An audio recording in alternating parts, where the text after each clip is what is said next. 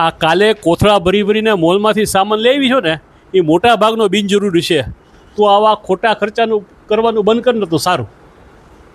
એ ભલે પડ્યા કોથળા ભરીને લાવીશું ને તો એ આજ નહીં તો કાલ કામ લાગશે, 12 મહિના હાલશે, ભલે પડ્યા એ. અને છે ને હવે પછી મોલમાં જવાનું નામ નથી લેવાનું, તમારે નહીં કે મારે નહીં. મેં આજથી છે ને પ્રતિજ્ઞા લઈ લીધી છે કે મોલમાં ક્યારેય નહીં જવાનું, ભીષ્મ પ્રતિજ્ઞા લીધી છે. અને આ છાપામાં એડવર્ટાઇઝ આવે ને મોલની, તોય તમારે મને કહેવાનું નથી, છાપું ફાડીને ફેંકી દેજો.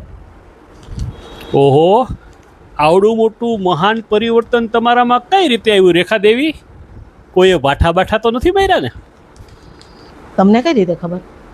રમેશભાઈનો ફોન આવ્યો હતો. પેલી તારી ફ્રેન્ડ કાગડી છે ને, એણે આવી જ ભીષ્મ પ્રતિજ્ઞા લીધી છે. શું થયું છે? શું કાંડ કર્યા છે? બોલો બોલો. આ કાગડી છે ને એ જ બધી વસ્તુનો મૂળ છે. મારા જીવનમાં જેટલી જેટલી તકલીફો આવે છે ને એ આ કાગડીને લીધે છે. ખરેખર ભગવાને છે ને મારા નસીબમાં કાગડીને કેમ લખી છે ને મને નથી ખબર.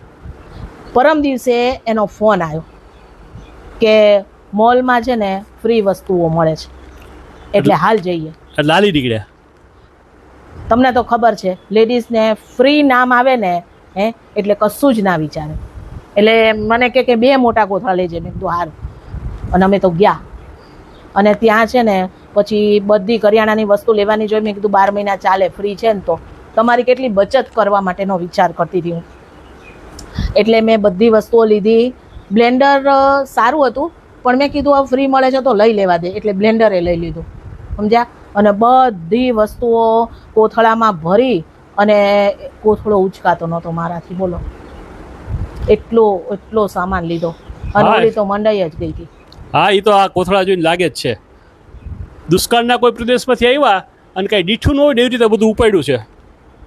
તને તો છે ને રૂપિયા આપીને આવી ખરીદી કરવાની ટેવ છે અને એમાં ફ્રી હોય તો શું કર? કાંઈ બાકી નથી રાખ્યું તે. અમારાથી છે ને થેલા ઉપડાતા નહોતા, એટલા વજનવાળા થઈ ગયા હતા. તો અમે આમ કરી અને 2 હાથે ઢસડી અને ગેટ સુધી લઈ ગયા.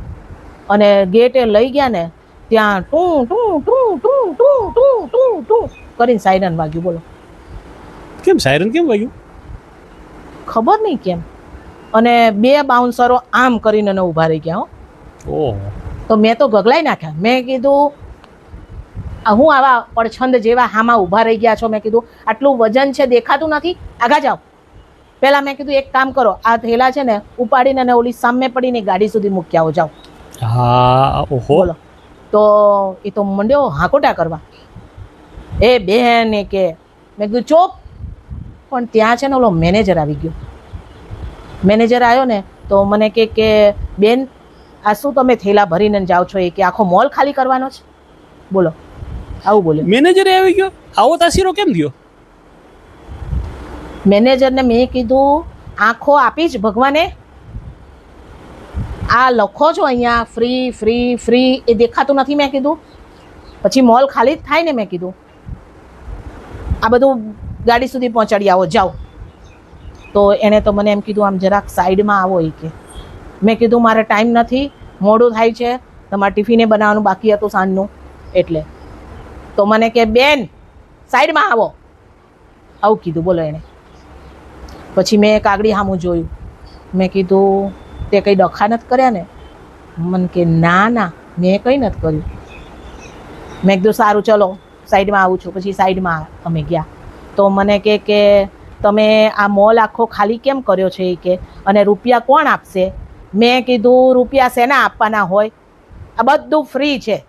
આવડો મોટું બોર્ડ માર્યું છે તમે ફ્રી ફ્રી ફ્રીનું, હું પોલીસ કેસ કરીશ. તો મને કે બેન ફ્રી ફ્રી ફ્રી મોટા અક્ષરની નીચે નાના અક્ષર વાંચો. તો તે વાંચ્યું નહોતું આખું બોર્ડ? ના, હું ક્યાં ચશ્મા લઈ ગઈ હતી? ચશ્મા તે દિવસે ઘરે ભૂલી ગઈ હતી. પછી મેં કીધું મને ચશ્મા વગર નથી દેખાતું, તમે વાંચો. એટલે એણે વાંચ્યું. શું વાંચ્યું?